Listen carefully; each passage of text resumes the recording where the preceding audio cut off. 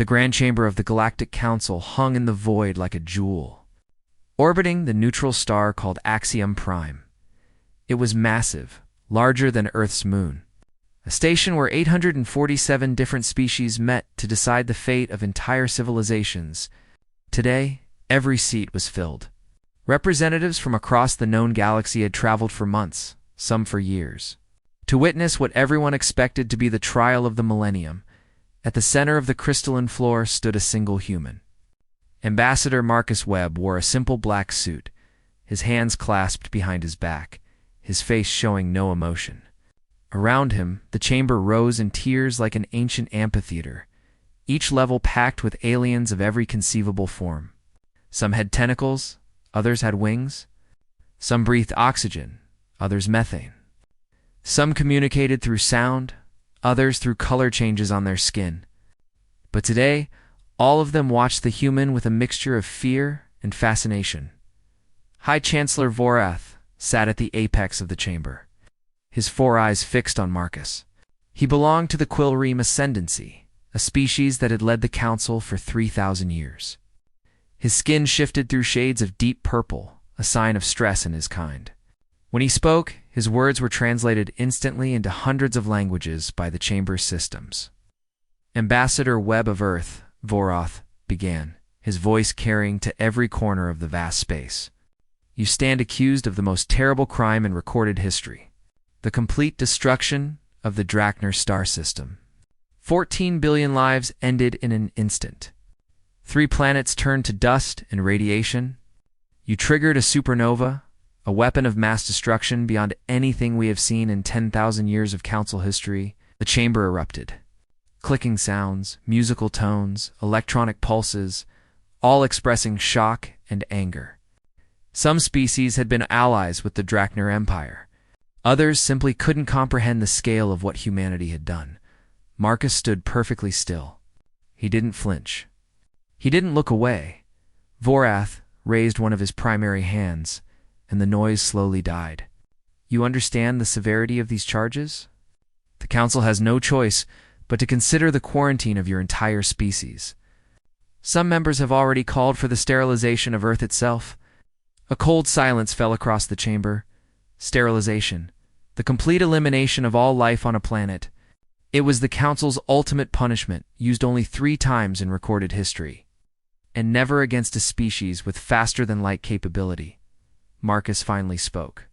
His voice was quiet, but the chamber's acoustics carried it perfectly. We did it. The silence somehow became deeper. More complete, Vorath's skin flashed bright yellow, shock in his species' color language. You confess? Without any defense? Without explanation? Do you understand what this means for your people? Before you pass judgment, Marcus said, and his voice was still calm, still controlled. I invoke the right of historical context. Gasps echoed through the chamber. The right of historical context was an ancient law, rarely used. It allowed any accused party to present their full testimony, their complete story, before judgment was rendered. But it came with a terrible price. If the Council decided the context wasn't sufficient, the punishment doubled. Vorath leaned back in his seat. You understand what you're asking? If we find your context insufficient to justify genocide, we will be forced to render maximum punishment. Not just quarantine, but complete eradication. I understand perfectly, Chancellor. Marcus looked up at the tiers of alien faces. You need to hear what led to this moment. You need to hear what the Drachner Empire did to us. And when I'm finished, you won't be judging whether to punish humanity. He paused, and something dangerous flickered in his eyes. You'll be deciding whether you can afford to let us leave this chamber alive. The temperature in the room seemed to drop. Several species shifted nervously in their seats. A human, alone and unarmed, surrounded by the military might of 800 species, was making threats. Vorath exchanged glances with other senior council members. Finally, he nodded. Very well. The right of historical context is granted. You have 12 standard hours to present your testimony. But know this, Ambassador Webb. If you fail to justify your actions, there will be nowhere in the galaxy for humanity to hide. Marcus activated a small device on his wrist. A hologram materialized in the center of the chamber, expanding until it filled the space above him. It showed a world, green and blue, with white clouds drifting across continents. But these weren't Earth's continents. The land masses were different, the oceans stranger. This was New Meridian, Marcus said. Humanity's first successful colony beyond our solar system. We established it 42 years ago in the Talos system. 800 light-years from Earth. Population at its peak was 4.2 million. We had families there. Children. Scientists working to adapt Earth crops to alien soil. Artists creating the first new culture born under a foreign sun. The hologram shifted, showing cities. Not massive metropolises, but growing communities. Parks where human children played alongside carefully preserved Earth trees. Schools where the next generation learned about both their home world and their new one. New Meridian was our hope, Marcus continued. Proof that humanity could join the galactic community. That we could build instead of destroy. That we could be neighbors, not conquerors. Right. The hologram changed again. Now it showed a woman's face, streaked with ash and tears. Behind her, the sky burned orange and red. Explosions lit up the darkness. The woman was trying to speak, but her voice kept breaking. "This is Governor Lisa Ortega," Marcus said. "This transmission reached Earth 8 years ago. It's the last message anyone on New Meridian ever sent." The woman in the hologram wiped her eyes, smearing the ash across her face. "Tell Earth," she said, her voice barely above a whisper. "Tell them we never surrendered. The Drachner gave us no warning. They didn't even tell us why. They just started burning everything. The cities, the fields, the forests we spent decades growing." Her voice cracked completely. "The schools. Oh God. The schools are burning, and the children," the transmission cut to static. The chamber was absolutely silent. Marcus stood beneath the hologram, his hands still clasped behind his back. By the time we received this message, everyone on New Meridian had been dead for exactly 12 minutes. The speed of light is slow when you're dying. 4.2 million humans. Farmers, teachers, babies who'd never even seen Earth. All gone. He pulled up another display. This one showed official records from the Drachner Empire. The Drachner claimed they had ancient rights to the Talos system. A territorial claim filed 6,000 years ago and never exercised. Never settled. Never developed. Just a line in a database. They used that as justification to kill everyone. Voreth shifted uncomfortably. Such claims were technically legal under old council laws. Though using them to justify total annihilation was extreme, Marcus's expression didn't change, but his voice grew colder. "The interesting thing, Chancellor, is that the Drachner didn't just file their claim after we arrived. They filed a formal complaint with the Council 30 years before New Meridian was destroyed. They asked the Council to mediate, to resolve the dispute peacefully." New data appeared in the hologram. Official Council records. The Council acknowledged their complaint, put it in the queue for review, and then did absolutely nothing for 30 years while we built our homes and raised our families on a world the Council knew was disputed territory. Voreth's skin shifted to a darker purple. Several other Council members looked away. "So when the Drachner finally lost patience and attacked," Marcus said, "humanity came to you. We filed emergency petitions. We begged for protection. We showed you the burnt bodies of our children and asked for justice." More records filled the hologram. Dozens of human petitions, all stamped with council seals, all marked as pending or under review. You formed committees. You promised investigations that never happened. And while you debated and discussed, 6 more human colonies were attacked. 31.7 million of my people died over 8 years while the council did nothing. He finally looked directly at Voreth. "So yes, Chancellor, we destroyed the Drachner star system. We killed 14 billion beings in retaliation for our 31 million. The math doesn't balance. We know that. But we're not here to apologize." Marcus took a single step forward. We're here to make sure you never forget what happens when you abandon the weak to the strong. We're here to make sure the entire galaxy understands that humanity will never be victims again." The chamber held its breath, waiting for what came next. High Chancellor Vorath stared down at the human ambassador, his four eyes unblinking. Around the chamber, representatives from hundreds of species whispered among themselves, their various forms of communication creating a strange symphony of sound and light.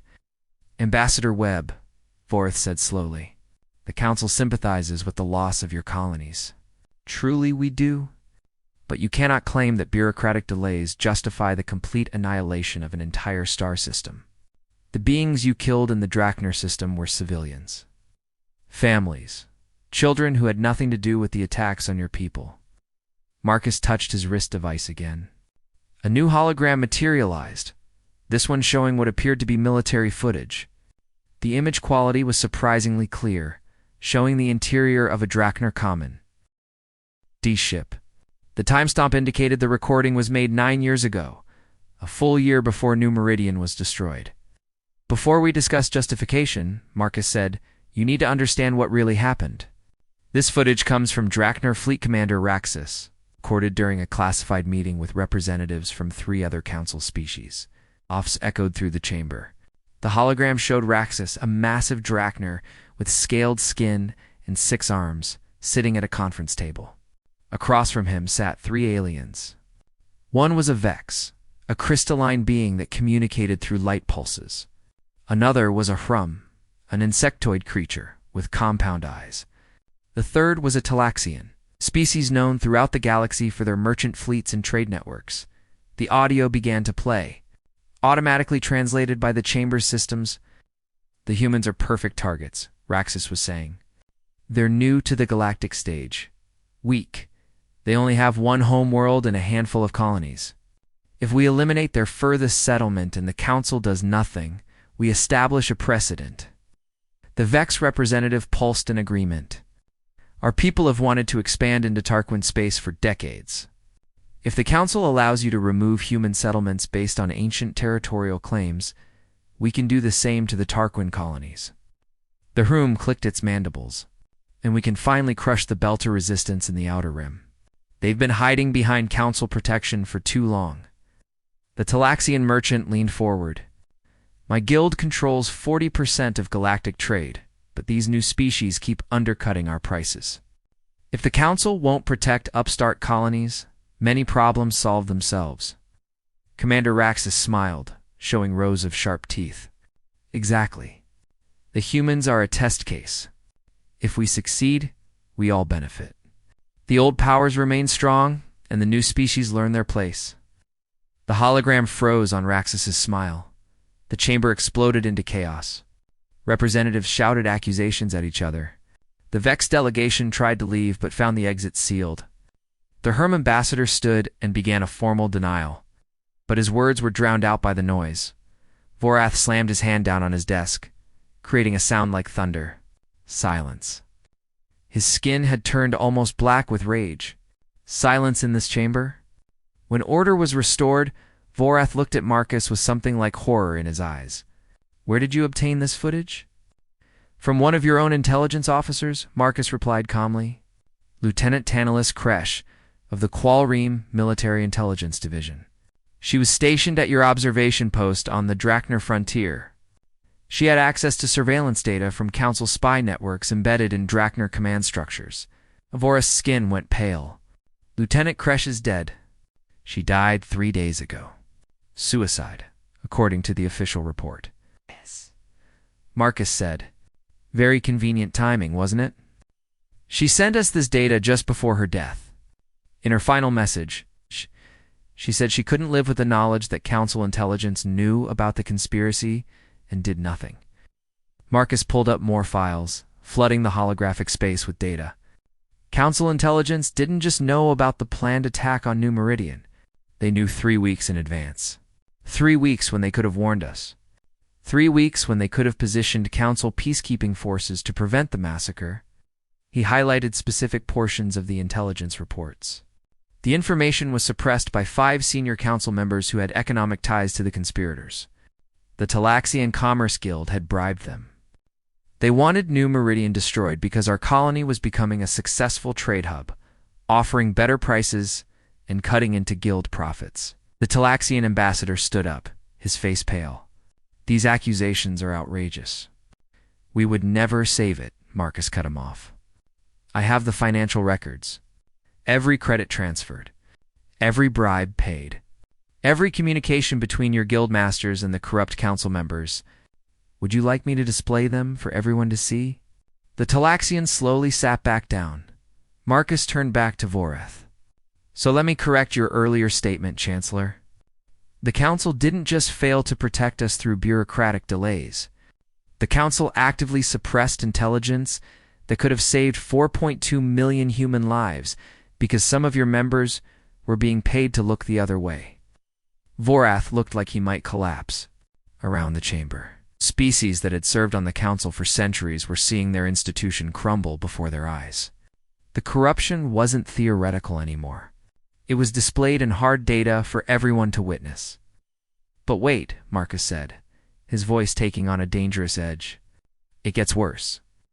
He pulled up a new set of files. These showed attack reports from the past 8 years. 6 different human colonies. Each one destroyed or severely damaged by what official reports called pirate raids, resource disputes, or unfortunate accidents. New Meridian wasn't an isolated incident, Marcus explained. It was the beginning of a systematic extermination campaign. 6 more colonies attacked over 8 years. The conspiracy expanded. More species joined, seeing that the Council would do nothing to stop them. The hologram showed the locations of each attack, drawing lines between them. A pattern emerged. Each colony was strategically important, either for trade, resources, or military positioning. They weren't testing the Council anymore, Marcus said. They were carving up human space like a feast, taking what they wanted while you pretended not to notice. 31.7 million humans dead. Entire worlds turned into graveyards. And every single time we came to you for help, you told us to wait, to file the proper forms, to trust in Council justice. He looked around at the assembled species. So we did something radical. We stopped trusting you. We stopped believing in Council protection. We went home and we asked ourselves one simple question. If the galaxy won't defend us, how do we defend ourselves? Marcus pulled up a technical schematic. It showed a device, complex and alien even to the advanced species in the chamber. At its core was something that made several scientists gasp in recognition. This is a stellar convergence missile, Marcus said. It works by destabilizing the fusion processes at a star's core. Once triggered, the reaction is irreversible. The star goes supernova within 72 hours. Everything in the system dies. Counselor Thex of the Harmonious Collective, one of the few species who had voted to help humanity years ago, stood up. Her voice was shaking. Ambassador Webb, the technology to manipulate stellar processes is purely theoretical. Even the eldest species in this chamber haven't successfully weaponized stars. How could humanity, a species that's been in space for less than a century, develop such a weapon? Marcus smiled, but there was no warmth in it. Desperation is a wonderful motivator, Counselor. You'd be amazed what a species can accomplish when the alternative is extinction. For 8 years, we converted our entire economy into a weapons development program. Every scientist, every engineer, every resource, all focused on one goal, making sure that if humanity dies, we don't die alone.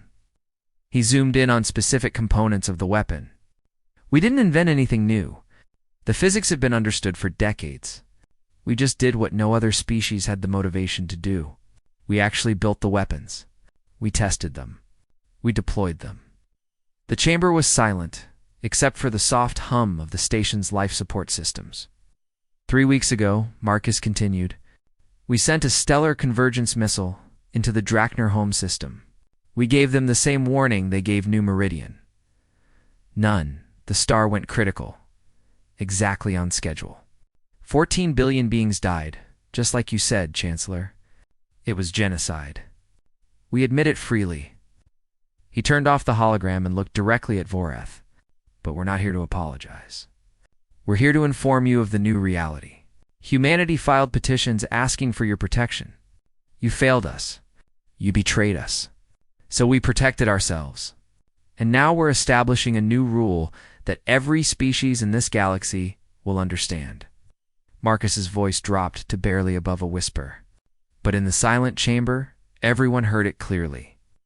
Touch humanity, and we erase your star from the sky. The council chamber remained frozen in stunned silence for nearly a full minute. Then, all at once, chaos erupted.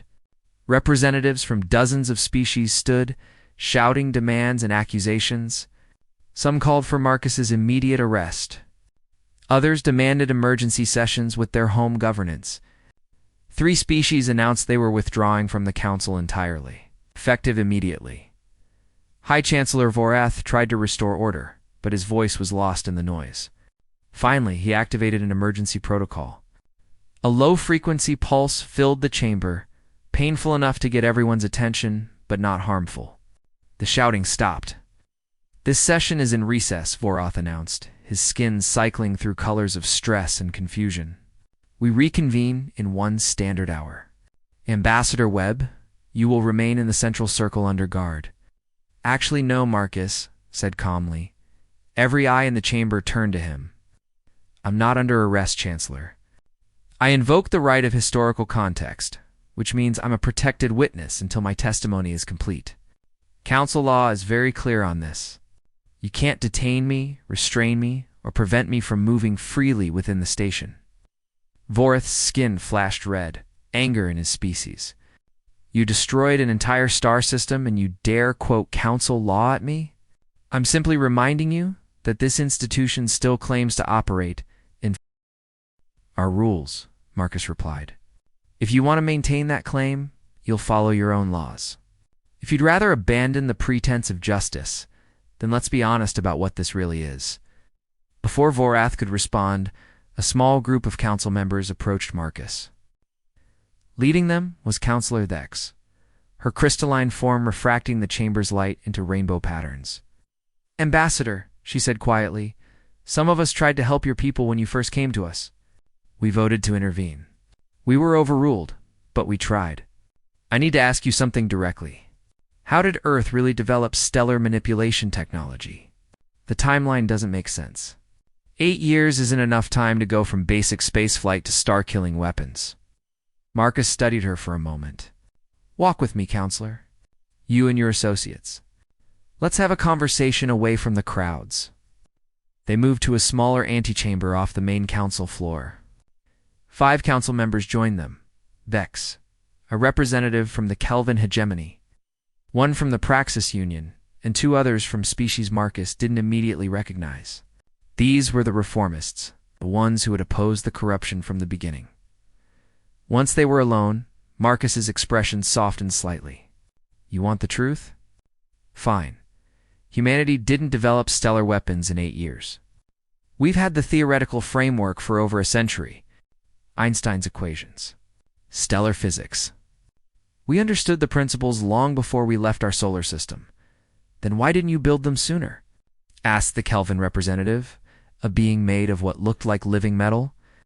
Because we didn't need them, Marcus said simply. And because, frankly, we were afraid of them. Do you know what it does to a species to create weapons capable of killing billions? It changes you. It corrupts you. We didn't want to become the monsters who would use such things. But you built them anyway, Thex said. After New Meridian, we didn't have a choice. Marcus's voice was tired now, the diplomatic mask slipping.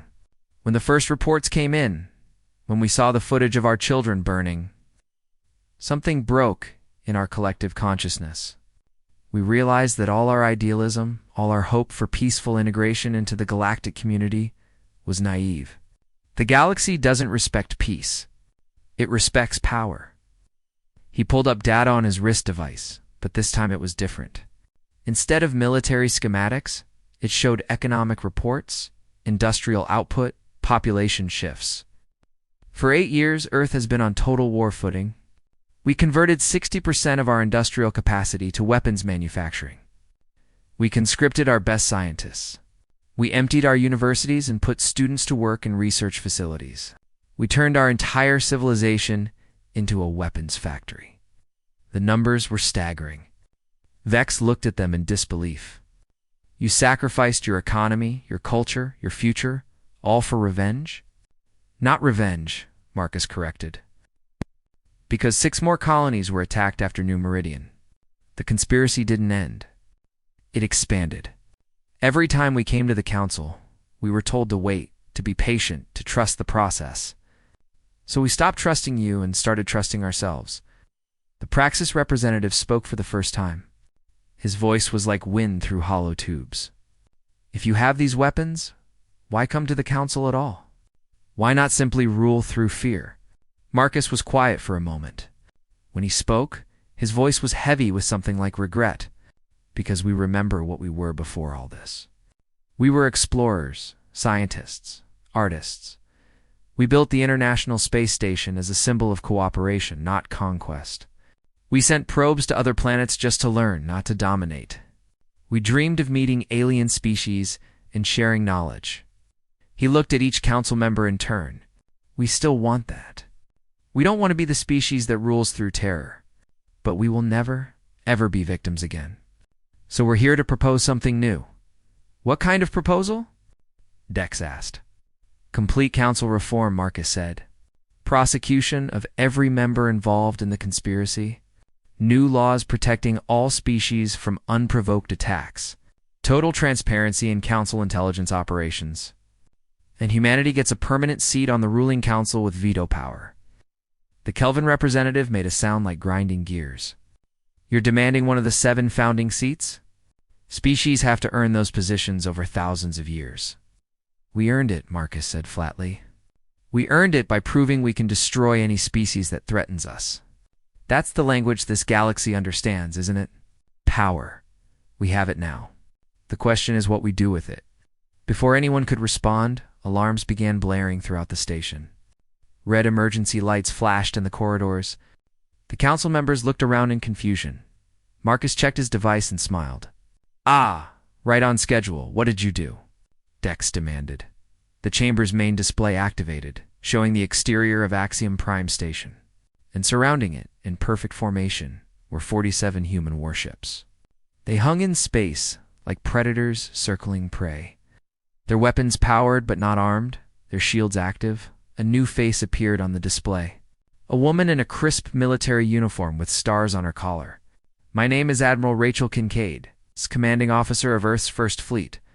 I'm broadcasting from the flagship Retribution. Currently in high orbit around this station. To clarify for everyone listening, we are not here to attack. We're here to ensure Ambassador Webb makes it home safely. The display split, showing Council security forces scrambling to defensive positions. They were woefully unprepared. No one had ever breached Axiom Prime's detection systems before. Vorith's voice came over the station-wide communications. Human fleet, you are in violation of Council space. Power down your weapons immediately, or we will be forced to what, exactly? Admiral Kincaid interrupted. Your defensive platforms are designed to handle pirate raids and small conflicts. You're not equipped to fight a full military fleet. We could reduce this station to debris in under 6 minutes. We won't, because that's not why we're here. But let's not pretend you have the capability to force us to leave. Back in the antechamber, the council members stared at Marcus with a mixture of fear and awe. You brought a fleet to neutral space, the Praxis representative said. That's an act of war against the entire council. No, Marcus corrected. It's a demonstration. You needed to understand that humanity isn't asking for permission anymore. We're informing you of the new reality. You can accept our terms and help build a better council, one that actually protects its members instead of exploiting them. Or you can try to fight us, he gestured at the display showing the human warships. If you choose to fight, you'll lose. Maybe not today. Maybe not in the first battle. But we've spent 8 years preparing for total war. We have weapons you don't understand, technology you thought was impossible, and the absolute willingness to use it all. Dex's crystalline form dimmed slightly. You're not giving us a choice. The Drachner didn't give New Meridian a choice, Marcus said quietly. The conspirators didn't give our other colonies a choice. The Council didn't give us a choice when you ignored our petitions for 8 years. Now it's your turn to feel what that's like. He moved toward the door leading back to the main chamber. The recess is almost over. When we reconvene, I'll finish my testimony. I'll present evidence of every conspirator, every corrupt council member, every species that participated in the attacks on humanity. Then you'll vote. Reform or resistance? Peace or war? Choose wisely, because this is the only chance you'll get. The council members watched him leave, understanding that everything had changed. The old order was dead. Humanity had killed it along with 14 billion Drachner. The only question now was what would rise to replace it. When the council reconvened, the atmosphere was completely different. The casual confidence of the elder species was gone, replaced by nervous tension. Every representative could see the human fleet on their displays, a constant reminder that the rules had changed. Marcus stood alone in the center circle again, but this time, no one looked at him with contempt. They looked at him with fear. High Chancellor Voreth's skin had settled into a dull gray. Resignation in his species. Ambassador Webb, you have successfully terrified the Council. You've demonstrated military capability we didn't believe possible.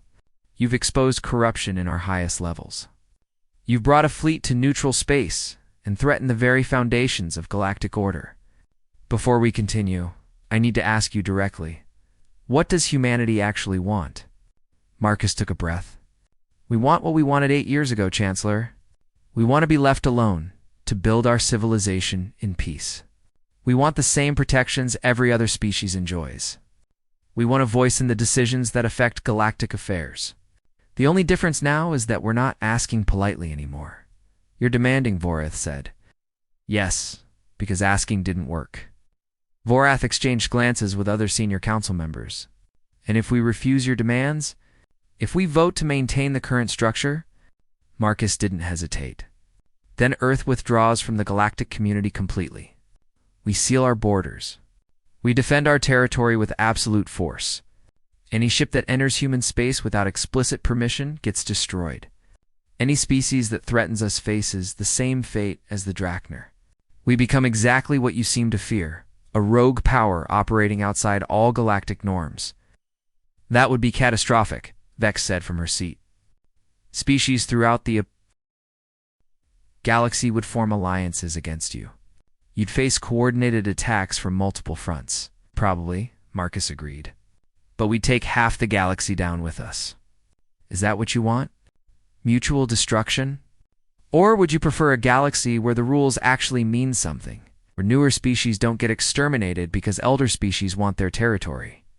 A new voice spoke up. It belonged to Commander Velik, a Drachner military officer who had been sitting quietly in the observer section. He stood, his scaled face twisted with rage. You dare speak of rules? Velik snarled. You murdered 14 billion of my people. You destroyed our home system without warning, without mercy. You are monsters, and the Council should treat you as such. Marcus turned to face him. Your people murdered 4.2 million of mine first, without warning. Without mercy? Where was your concern for rules then, Commander? New Meridian violated ancient Drachner territorial claims, a claim filed 6,000 years ago and never exercised. Marcus cut him off. A bureaucratic footnote used as an excuse for genocide. Don't pretend your empire acted with legal justification. You wanted our colony's resources, and you took them through violence. Valik's hands clenched into fists. The Drachner Empire is already mobilizing a response. 10,000 warships are being assembled as we speak. We will reach your precious Earth in 4 months, and we will burn it just like you burned our home world. Your species will actually, Marcus interrupted calmly. You have 39 systems now, not 46. Velik froze. What did you think we only destroyed 1 Drachner star? That was 3 weeks ago, Commander. We've been busy since then. Marcus activated his display. The hologram showed a map of Drachner space. 7 star systems were marked in red, each one showing catastrophic stellar instability. Crest system. Supernova triggered 19 days ago, Marcus recited. Velter system, 16 days ago. Dromner Prime, 12 days ago. Shall I continue? We've systematically targeted every major Drachner military installation, every shipyard capable of building warships, every industrial center that could support your fleet mobilization. Belloc stared at the display in horror. Why, oh you couldn't have. Our intelligence would have detected your intelligence was looking the wrong direction, Marcus said. You were so focused on preparing to attack Earth that you didn't notice us taking apart your empire piece by piece. Those 10,000 warships you mentioned. Most of them were built in shipyards that no longer exist. The crews that would have manned them lived on worlds that are now expanding debris fields. The chamber erupted again. This wasn't a confession of one act of genocide. This was 8. Humanity hadn't just responded to the Drachner threat. They'd systematically dismantled an entire multi-system civilization. What? Velek screamed. You're all monsters. The Council must what? Marcus's voice cut through the noise like a blade. Punish us? How? You can try to sterilize Earth, but we'll trigger the supernovas we've already planted in 83 other star systems across the galaxy. You can try to quarantine us, but we'll just keep killing any ship that comes near our borders. You can declare us galactic enemies, but that just means we have nothing left to lose. He turned back to Vorath. This is the reality you created, Chancellor. When you ignored our petitions, when you let corruption dictate Council policy, when you allowed stronger species to prey on weaker ones, you taught us that the only law in this galaxy is the law of power. We learned the lesson. We learned it well. Vorath looked old suddenly, older than his 3 centuries. So what now? You hold a gun to the galaxy's head and demand we submit to your terms. No, Marcus said, and his voice softened slightly. We're offering you a choice. A real choice, not the illusion of choice New Meridian had. You can help us build a better council, one with real oversight, real consequences for corruption, real protection for all member species. Or you can try to maintain the old system, and we'll do what we must to survive outside it. Counselor Thex stood again. And if we choose reform? What guarantees do we have that Earth won't simply use these weapons whenever it suits you? Marcus pulled up a new document. We're prepared to sign a modified version of the Weapons Control Accords. Earth will maintain our stellar weapons but submit to regular inspections by a reformed Council Oversight Committee.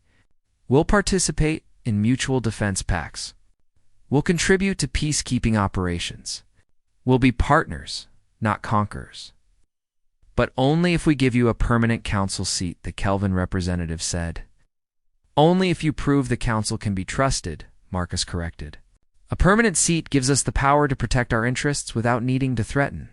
Supernovas every time there's a dispute. It gives us a voice in the decisions that affect human space. And it sends a message to every other developing species that they have a path to real power that doesn't require genocide. Vorath was silent for a long moment. Finally, he spoke. The Council will need time to deliberate. These are decisions that will reshape the entire galactic order. You have 72 hours, Marcus said. After that, Earth assumes the Council has chosen the status quo, and we act accordingly. And if we vote for reform but not all of your specific demands, Marcus smiled slightly, then we negotiate. Like civilized species are supposed to do. We're not unreasonable, Chancellor. We're just done being ignored. He gestured at the hologram, still showing the destroyed Drachner systems. We didn't want to become this.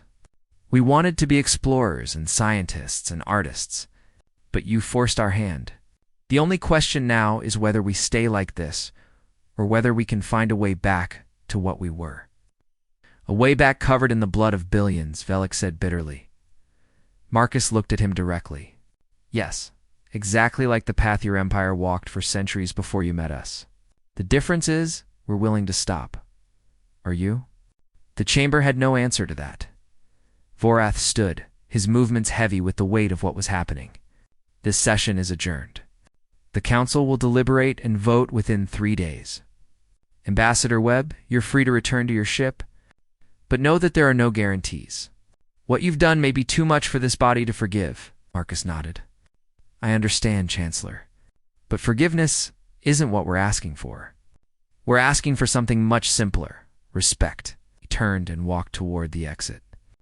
As he passed Velek, the Drachner commander spoke quietly. This isn't overhuman. Marcus paused. Actually, Commander, it is. Your empire is broken. Your military is scattered. Your industrial capacity is destroyed. You can spend the next century rebuilding, or you can accept the new reality and work with us to create something better. Your choice. He left the chamber, leaving behind a council in crisis and a galaxy that would never be the same. 3 months had passed since.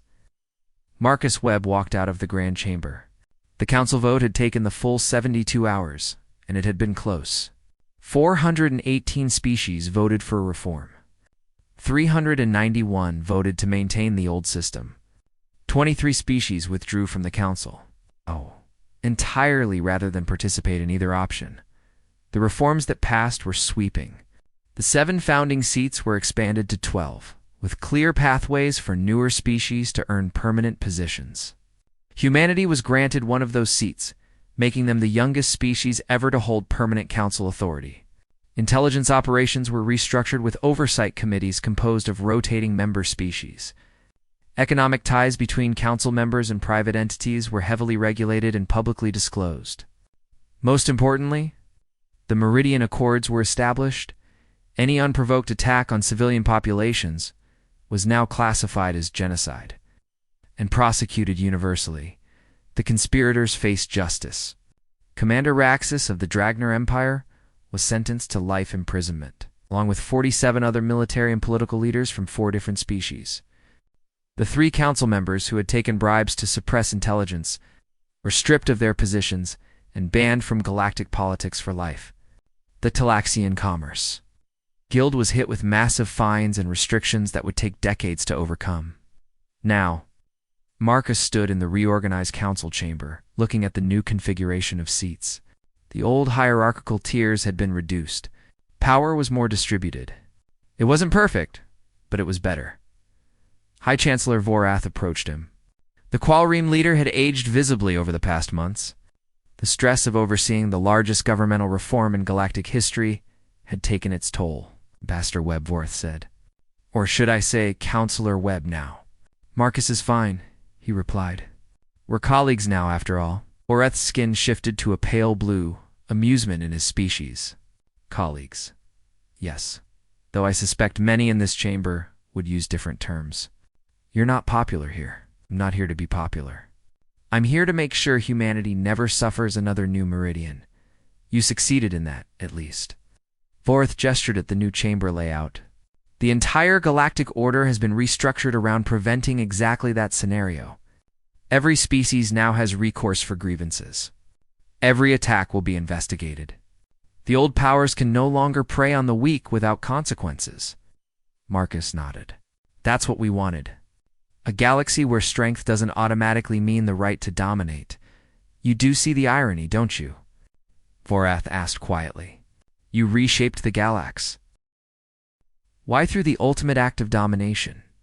You held a gun to our collective head and demanded we change. How is that different from what the Drachner did to New Meridian? Marcus was quiet for a moment. It was a question he'd asked himself many times during the long nights of the past 3 months. The difference is what we did with the power once we had it. The Drachner used their strength to expand and conquer. We used ours to build something better and then limited ourselves within it. A convenient rationalization. Maybe. But it's the one we have to live with. Vorath studied him. Do you regret it? The deaths you caused? Marcus met his eyes. Every single day. 14 billion in the first Drachner system. Millions more in the others. I see their faces when I close my eyes. Faces I never actually saw, but my imagination fills in the blanks. Children who died because their government made terrible choices. Families that burned because we decided revenge was more important than mercy. Then why do it? Because the alternative was letting my own people die. Because waiting for the council to act meant more human colonies would burn. Because sometimes there are no good choices, only terrible ones and worse ones. Marcus looked away. I chose the terrible option. I'll carry that weight for the rest of my life, but I won't apologize for it, because it worked. My people are safe now. That's what leaders do. They make the hard choices and live with the consequences. Vorath was silent for a long moment. Then he placed one of his primary hands on Marcus's shoulder, a gesture of respect in Qualream culture. You're right about one thing. You are good at learning lessons. I just hope you remember this one. Power corrupts. Today, you use it to protect.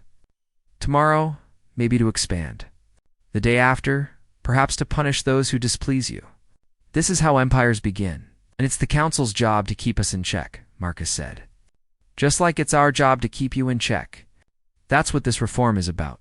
Balance. Accountability. No single species should have unchallenged power. Not even humanity, despite your star-killing weapons.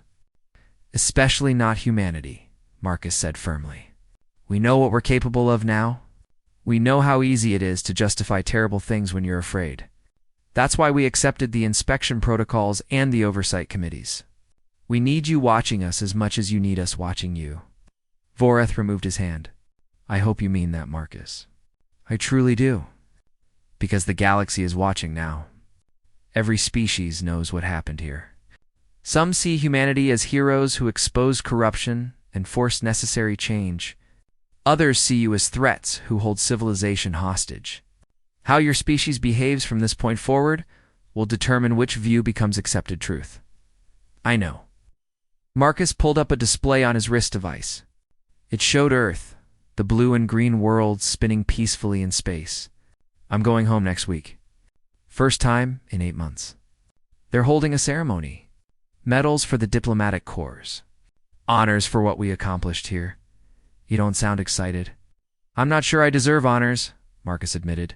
We won. We made the galaxy safer for humanity. But the cost. He trailed off, looking at his homeworld. There are families on Earth who lost loved ones in the colony attacks. They see me as a hero who avenged their dead. But there are also families in the Drachner systems, or what's left of them, who see me as the monster who murdered their children. Both views are correct. Complexity is the burden of leadership, Vorath said. You'll carry it until someone else takes your place. Marcus turned off the display. Speaking of which, Earth is sending a full diplomatic team to staff our council seat. Career diplomats, not military officers playing at politics. I'm being reassigned. Reassigned where? Oversight Committee for Weapons Control? Someone has to make sure the stellar manipulation technology doesn't spread. Someone who understands both the necessity of the weapons and the horror of using them. Marcus smiled without humor. Apparently, I'm qualified. You're. Vorath agreed. More than anyone else in the galaxy. Use that qualification wisely. They stood together in silence for a moment, two beings from different worlds, different species, different philosophies, united by the burden of reshaping galactic civilization. Finally, Marcus spoke again. Chancellor, can I ask you something? Honestly. Of course, if you could go back, knowing what you know now, would you have helped us 8 years ago? When we first came asking for protection, Vorath's skin cycled through several colors before settling on deep purple. Yes, without hesitation. The corruption, the conspiracy, the suffering, all of it could have been prevented if the Council had simply done its job. We failed you, and billions died because of it. Both human and Drachner. That failure will haunt this institution for generations. Good, Marcus said. It should. That's how we learn. That's how we get better. He extended his hand, a human gesture of respect.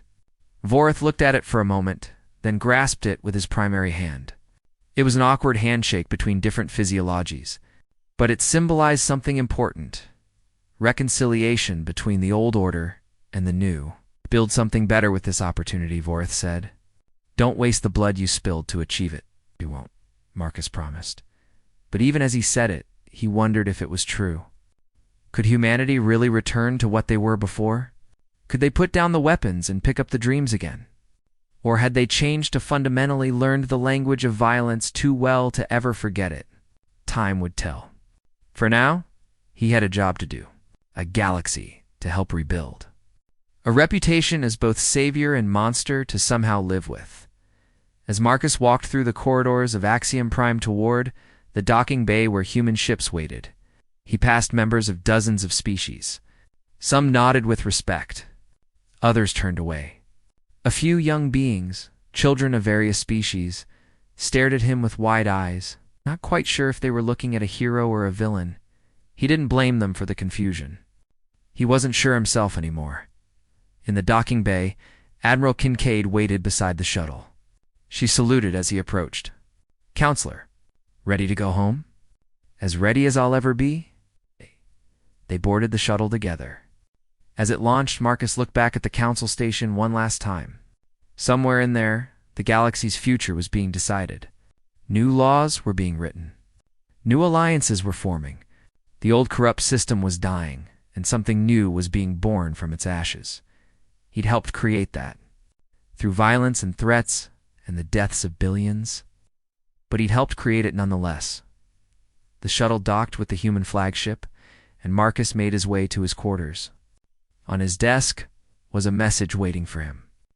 It was from the New Meridian Memorial Foundation. They were dedicating a monument to the victims, all 4.2 million names carved in stone. They wanted him to speak at the ceremony. He accepted immediately. If nothing else, he owed them that. He owed them the acknowledgement that their deaths had meant something, that the galaxy had changed because of them. Marcus sat at his desk and began writing his speech. The words came hard, each one feeling inadequate to the weight of what had happened. "We came to the stars as dreamers," he wrote. "We wanted to explore, to learn, to find friends among the alien species that filled the galaxy. But the galaxy taught us a different lesson. It taught us that dreamers without power are just victims waiting to happen." He paused, considering the next lines. "So we set aside our dreams and picked up weapons. We became what we needed to be to survive. We killed to protect the living and avenge the dead. And now we have to figure out how to be dreamers again, without forgetting the nightmares that made us strong." Nothing about this situation was perfect, but it was honest, and honesty was all he had left to offer. Outside his window, the stars shone with indifferent beauty. Some of those stars no longer existed, consumed by human weapons and humanity's desperate bid for survival. But most still burned, still hosted worlds where beings lived and died and dreamed of futures they hoped would come. Humanity had ensured they'd have the chance to reach those futures. The price had been terrible, but the alternative would have been worse. Marcus returned to his speech, writing through the night, trying to find words worthy of the dead and the choices they'd forced the living to make. The galaxy had changed. Humanity had changed. There was no going back to innocence. But perhaps they could move forward to something like wisdom. Perhaps that would be enough. Retry Claude can make mistakes. Please double-check responses. Sonnet 4.5